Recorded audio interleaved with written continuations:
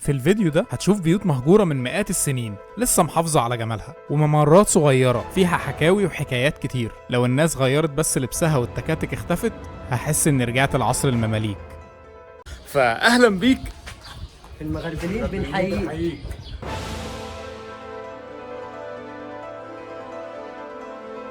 المنطقة دي كانت في يوم من الأيام من أهم وأشهر الشوارع في القاهرة.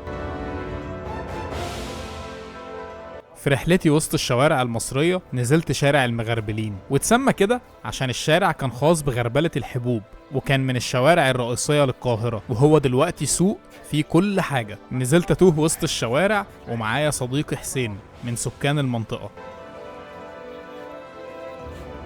المغربلين احنا ما بين المغربلين والخيامات بالظبط صح؟ هي منطقة سايحة على بعض. دي المنطقة في النص. وحتة واحدة بس احنا مثلا ايه؟ الشارع ده مليان آثار يا حسين. في حوالي من 25 28 قصر. لا هو كان شارع أساسي في القاهرة. هو شارع رئيسي تقدر تقول ان هو امتداد لشارع المعز. شارع المعز آخر الشارع بتاعنا. يعني مثلا شارع المعز ده بيبدأ من عند حاتم مأمر ليه؟ تمام؟ لو مشيت فيه على طول يعني احنا شارع المعز عشان بس تبقوا عارفين احنا هنمشي كده يعني في يمين. لا صح؟ على طول على طول. خط واحد خط مستقيم. هنوصل لشارع المعز. بالظبط تمام. شارع المعز. طبعا دي كانت الكلام فاطمية. تكملة الشارع اللي انت بقى ايه تخش على الفيمية، المغربلين، السورية، ده بنقول عليه بقى ايه؟ الشارع الأعظم. القصبة الكبرى. يعني في العصر الفاطمي كانت مكروه. واستمرت كده لغاية ما جه بقى العصر المملوكي وبدأت فيها بقى ايه؟ البدايات دي. واحنا ماشيين هنتكلم نبذة صغيرة عن كل حاجة فيها.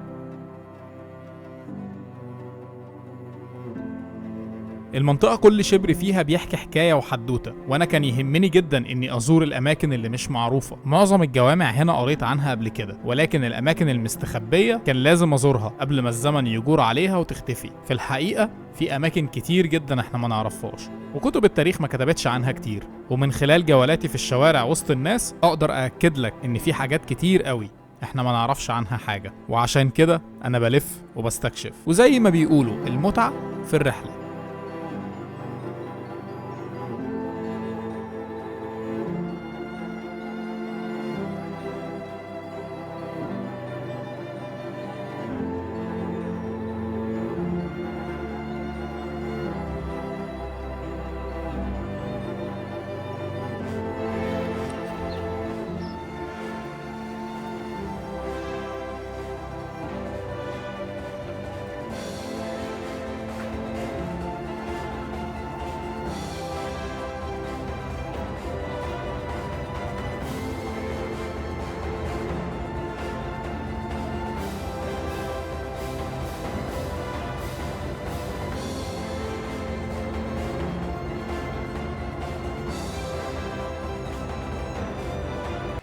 المكان ده بقاله كام سنة حسين؟ المكان ده كده بقاله بالظبط 400 سنة إلا 25. يعني بنتكلم في عصر عثماني. العصر العثماني. سنة 1650 جه رضوان الفقاري. رضوان الفقاري ده راجل مملوك برضه، فضل يتدرج في المناصب في العصر العثماني، وصل لوظيفة اسمها أمير الحج. أمير الحج اللي هو مسؤول عن رحلة الحج من بدايتها لنهايتها. محدش طبعا بيخدد في الدنيا، ورضوان بيه توفى بعد ما ساب لنا المكان اللي انا بتمنى يعني يرجع زي الاول. البيت اللي كان ساكن فيه رضوان بيه اللي احنا بنسميه المقعد اللي ورايا ده، كل ده ممكن نسميه قصر رضوان بيه، المكان اللي احنا واقفين فيه ده. تمام. رضوان بيه توفى سنة 1654 ومدفون هناك جنب الإمام الشافعي. هو طبعا لما توفى ما كانش ليه أي ذرية، وندعي له بالرحمة والمغفرة. ربنا يرحمه. ربنا يرحمه.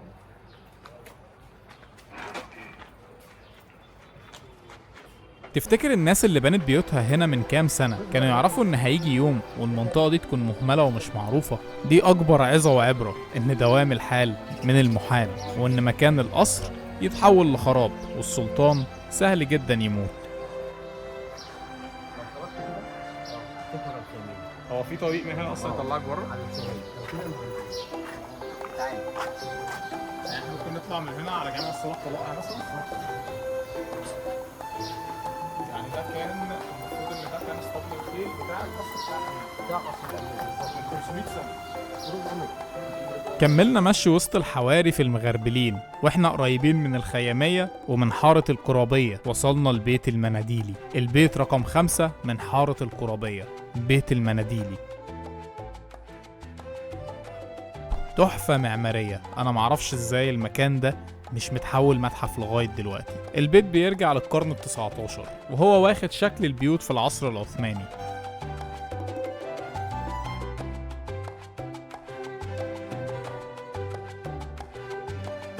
هو بيت المناديلي. بيت المناديلي، بيت المناديلي 5 حارة القرابية.